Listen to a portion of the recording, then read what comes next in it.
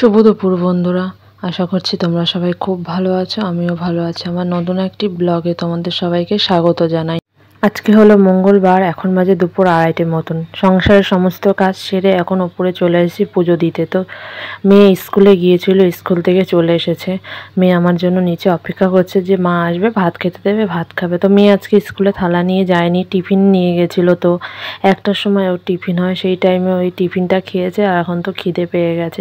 ওইদিকে সমস্ত কাজ সব সেরে নিয়েছি। আর রান্নাঘর যেখানে রান্না বান্না হয় সেই জায়গাটা আজকে ভালো করে পরিষ্কার করেছি।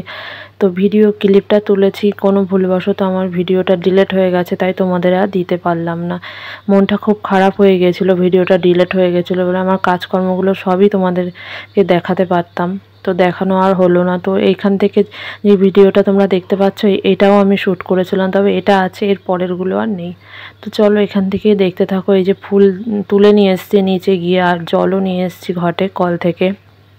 তো সাদা ফুল দিয়েই পুজোটা দিচ্ছি, আর লাল ফুল একটাও পাইনি। অনেকটা বেলা হয়ে গেছে, তো বেলা করে ফুল তুললে আর ফুল থাকে না। তো প্রদীপের ওটা দিয়েই এখনও দেওয়া হচ্ছে। তো এখনও প্রদীপের ওই গোলটা কেনা হয়নি। তো মেয়ে ওপরে এসছে, এসে আমার পাশে বসে রয়েছে ওখানে, যে আমাকে চুল বেঁধে দাও, ভাত খাবো, এই সমস্ত বলছে। তো ঠিক আছে, পুজোটা দিয়ে নিই। আর আমি যত সম্ভব মেয়ের আগে বাড়ি আসার, স্কুল থেকে বাড়ি আসার আগে আমি সব কাজ বাজ সেরে রান্না বান্না করে রেডি হয়ে থাকি, যে মেয়ে বাড়ি আসলে আর কোনো কাজ নেই।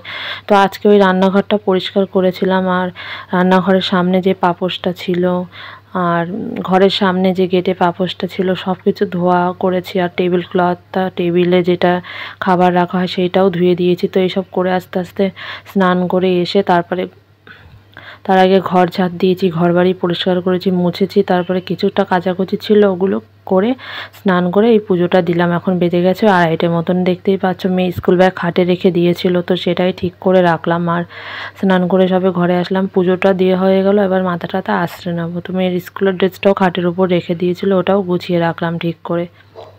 খাটটা পরিষ্কার পরিচ্ছন্ন থাকলে এমনিই মনটা ভালো হয়ে যায়। আমার খাট অগোছালো একদমই পছন্দ না। তবে চুলটা আঁচড়ে নিচ্ছি, এরপরে সিঁদুর টিপ পরে চলে যাব মেয়ের জন্য ভাত বাড়তে। আমিও সকাল থেকে খাওয়া দাওয়া কিছু করিনি, কাজ করতে করতে খাওয়া দাওয়া আর বলতে গেলে সকালে হয়ই না এখন আর। তো এখনই একবারে স্নান টান করে খাওয়া দাওয়া করে নেবো। ভাবি যে একবারে কাজকর্ম করে এসে স্নান করেই খাওয়া দাওয়া করে নেবো, তা আজকে এতটা দেরি হবে ভাবতে পারিনি। আর মেয়ে হাতে দেখছো একটা দড়ি নিয়ে আছে, ওটা হচ্ছে লাভ দড়ি, ওর বাবা ওকে কিনে দিয়েছে। একটু একটু এখন চেষ্টা করে খেলার জন্য, পারে না তবুও শিখিয়ে দিয়েছে, চেষ্টা করে। তো মেয়েকেও ভাত দিয়েছে, আর আমিও ভাত নিয়ে বসে পড়েছি। ওদিকে মা খিচুড়ি রান্না করছে, তোমাদের পরে দেখাবো। আর এদিকে সকালে রান্না হয়েছিল ডাল, আর কি একটা ভাজা ছিল, সেটাই নিয়েছি। তো সেটা দিয়ে মেয়ে আর আমি খাচ্ছি। মেয়েকে দিয়েছি ডাল আর ডিম সিদ্ধ। ফোনটা নিয়েছে সাথে, ফোন ছাড়া খাবে না। তো আমি বলেছি তাড়াতাড়ি খা।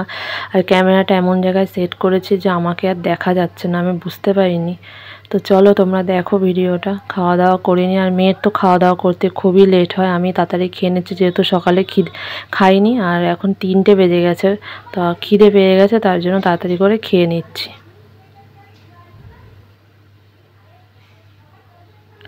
খাওয়া দাওয়ার পর যে বাবা এসেছিলো সেই দিনকে তোমাদের বলেছিলাম, তো আনারস এনেছিল, সেটা এখন কাটছি। মা ফ্রিজ থেকে বের করে রেখেছিল সকালবেলা, মা বলেছিল যে এখন কাটো।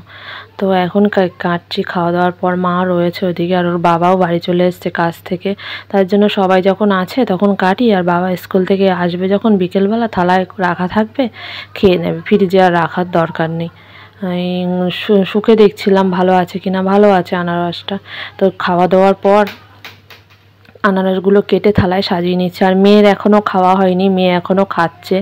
আর মেয়ের খেতে তো টাইম লাগে, আর ফোনটাকে আমি দিতে চাই না, তবুও ভীষণ বিরক্ত করে, জ্বালাতন করে। আর সবসময় আমার খাওয়ানো সম্ভবও হয় না, কারণও আমার শরীরে এনার্জি থাকে না এই কাজকর্ম করে এসে ওই ঘন্টা নিয়ে হাতে থালা নিয়ে বসে থাকা, আর মুখে নিয়েও ভাত বসে থাকে। আর নিজে যখন খায় তবুও একটু তাড়াতাড়ি খায়, মুখের মধ্যে ভাত রাখে না। আর আমি যখন ভাত দিই গালে, তখন মুখে নিয়ে রেখে দেয়। মার সাথে কথা বলছিলাম আনারসটা কাটতে কাটতে। মা ওখানে প্রেশার কুকারে খিচুড়ি রান্না করেছিল, যে মা ভাত খাবে না। আনারসটা কাটা হয়ে গেছে, আর আমার জন্য নিচ্ছি, একটুখানি নুন দিয়ে মাখিয়ে খাবো।